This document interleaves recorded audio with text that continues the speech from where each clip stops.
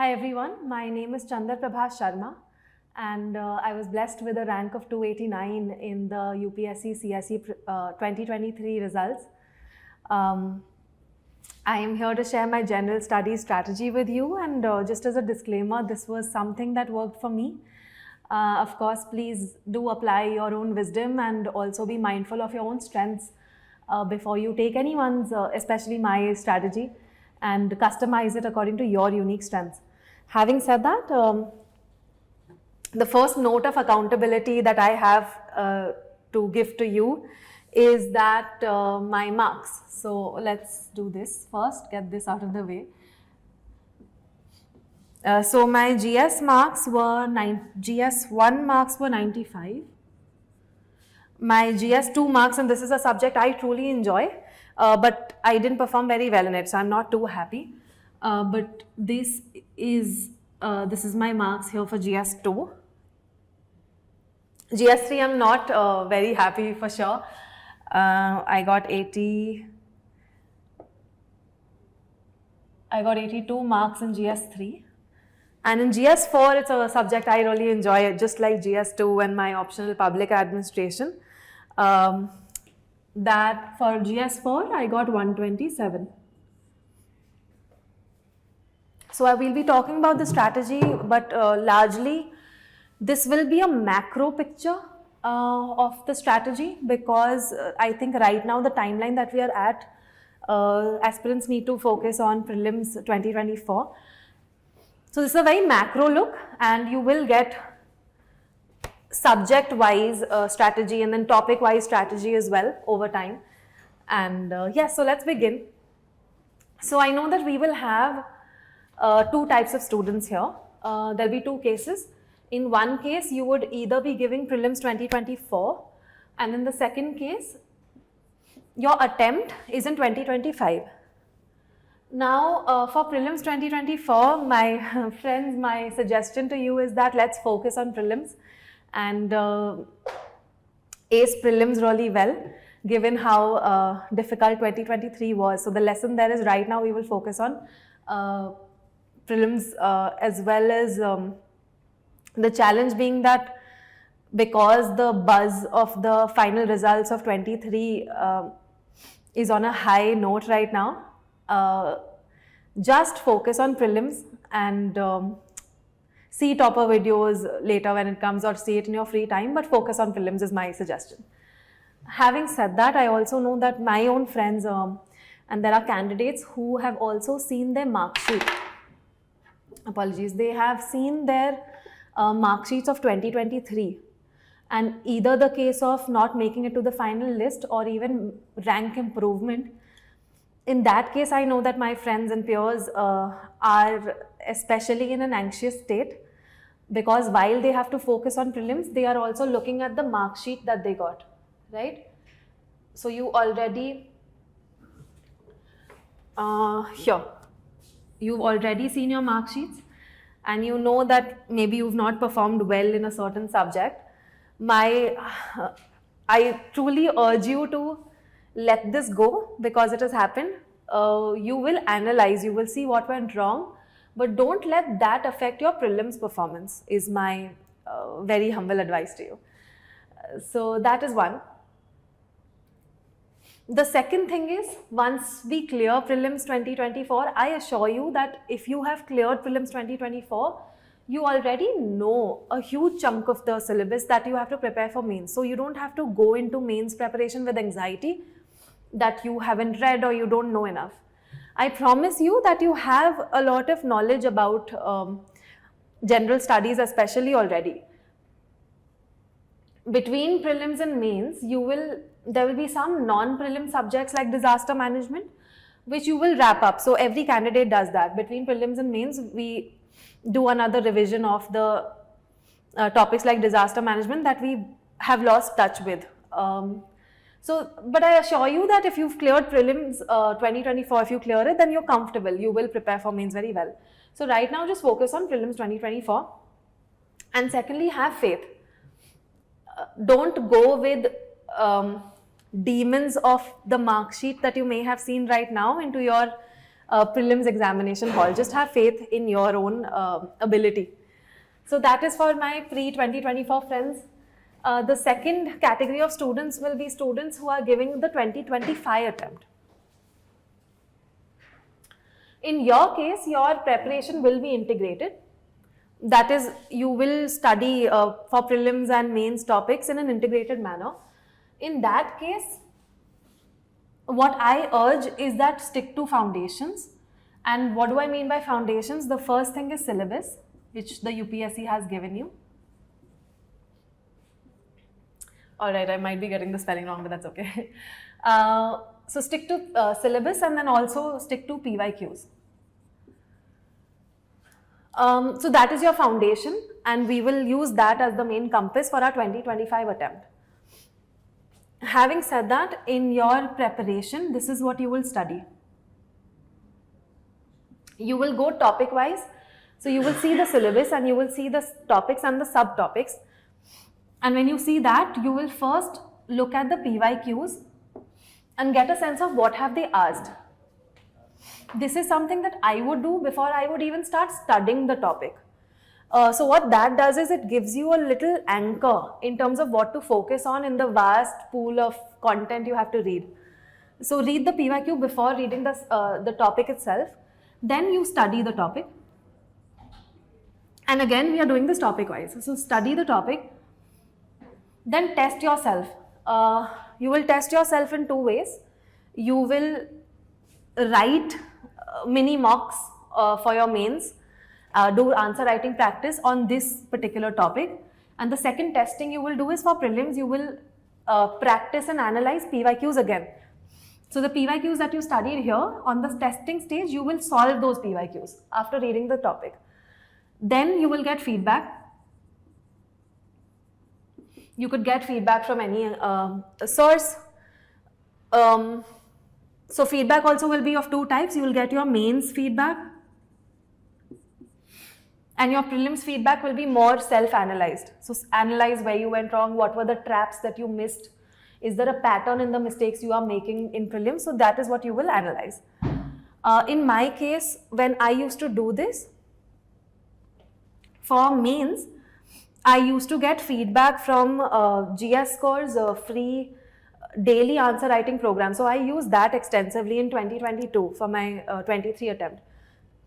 So there was a lot of rigorous feedback that I would get from the daily answer writing program there. So that is something you can do. You can take up a daily answer writing program yourself. And there are many free ones as well. So that is one. And prelim PYQs is self-analysis. So that is the cycle. You will basically follow a cycle, and once you're at feedback, you will revise. That is largely the cycle that you will follow across your general studies subjects from GS1 to GS4. Your goal and your North Star in this case is to be mains ready before prelims. We truly don't want to clear prelims and then wonder that we are not even mains ready. So to avoid that, I would recommend that you finish your general studies, your optional, your essay preparation, and general studies, especially ethics, that you've wrapped all of this by, let's say, Jan midweek of the year in which it is your attempt, basically. So that is the goal. Just be mains ready before your prelims.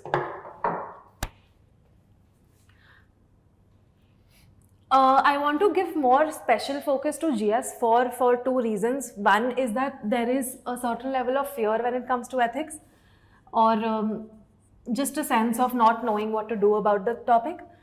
I can assure you that the subject is very enjoyable. So we will try to enjoy the subject as we read it, mainly because it's not a theoretical subject as such. There are theories and there are keywords and concepts in ethics, but at the same time, the beauty of it is that it is a very living and lively subject. You watch these concepts and the theories come to life around you. So you could actually imagine in your own mind that if you were in a situation, how would you apply the theories of ethics that you are reading in that situation? So that's why we will try to enjoy ethics. Again, PYQs will be done subtopic wise within the syllabus. So you will read your PYQs before you study the topic. So again, we go back to the cycle. Reading of the PYQs, trying to understand topic wise, and then you study the topic. You test yourself by writing answers, and you get feedback, and then you revise.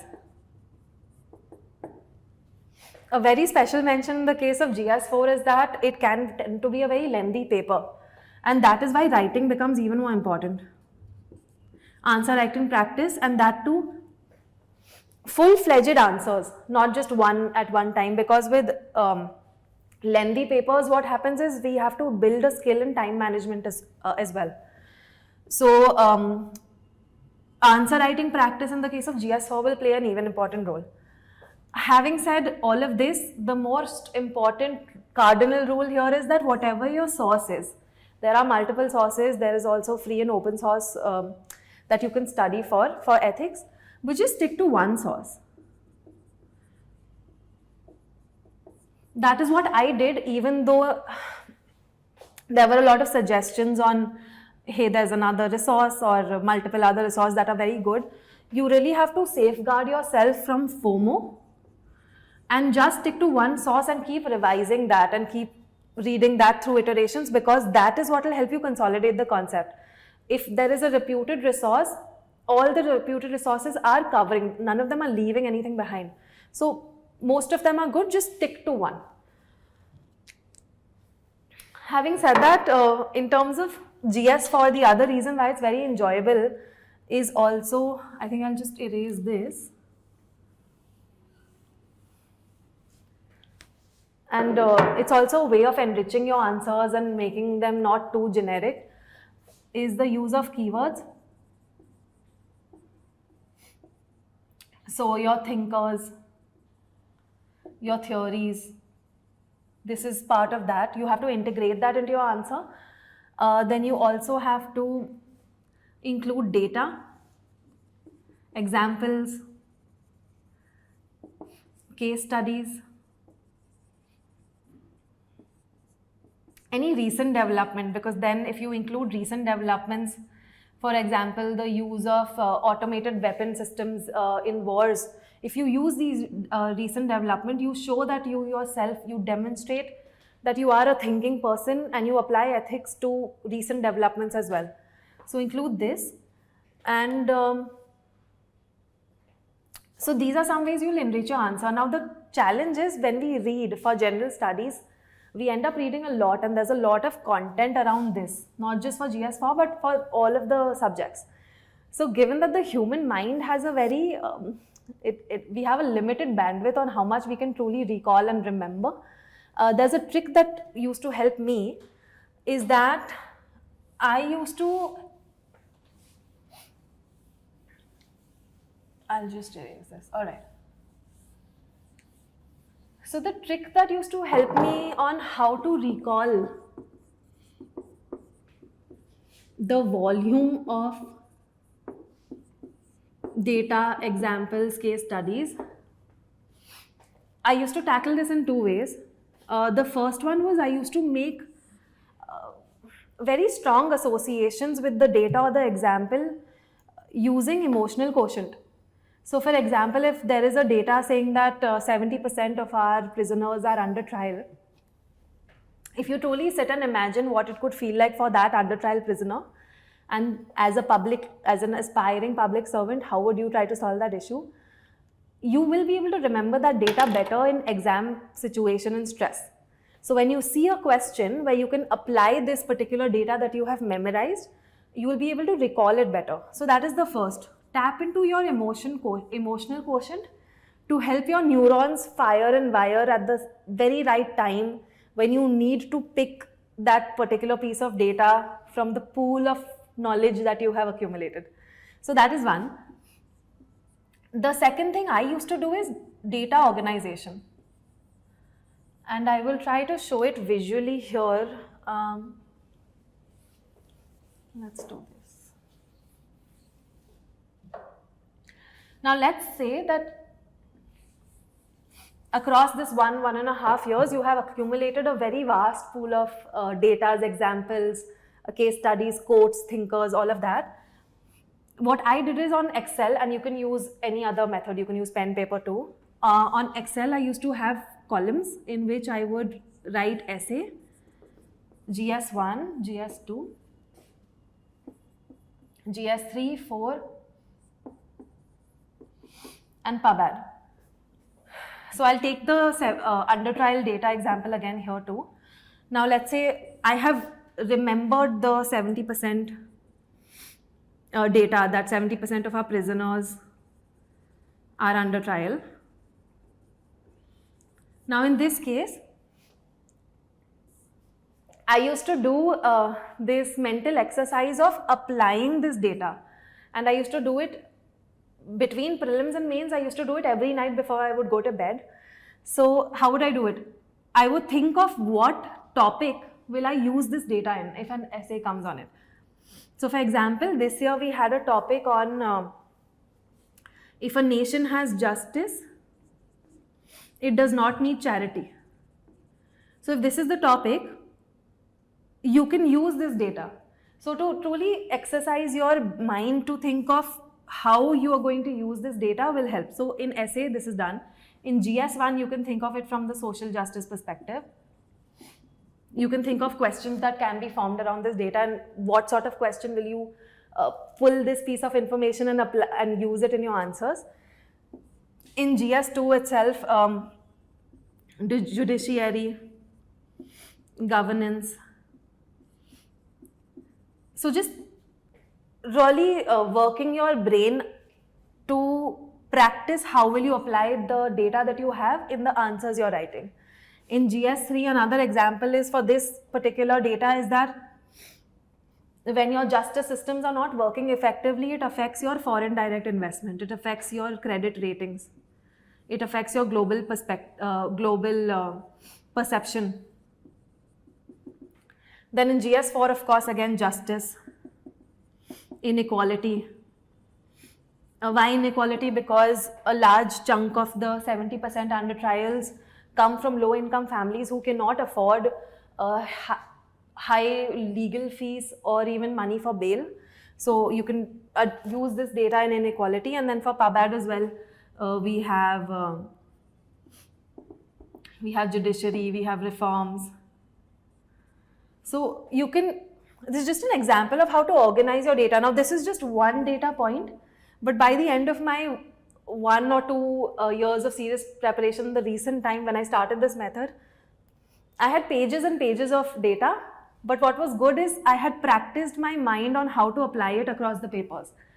And then what happened is you were recycling this data across different papers, so you didn't have to constantly keep learning new data and new case studies or new examples. So this is not just for like numeric data, but it is also for examples. I used it for examples, I used it for quotes, I used it for case studies. This is how to, if anyone's a fan of Sherlock here, it's actually a way of creating that mind map and the mind palace where you have all these data points and examples, but you build the skill and the muscle memory in your brain to truly retrieve that information you have learned and apply it across the different subjects. So that will really reduce your mental bandwidth that gets used up in memorizing much more data. So that is one advice I have for you here. And yes, in summary, we will stick to foundations. We will use PYQs as a guide on how to prepare for the different topics for mains in general studies. And we will also ensure that we are writing and getting good feedback. And of course, the golden North Star that we will aim to be mains ready before prelims. And that's it, yes. Thank you for your time, and I hope the strategy helps.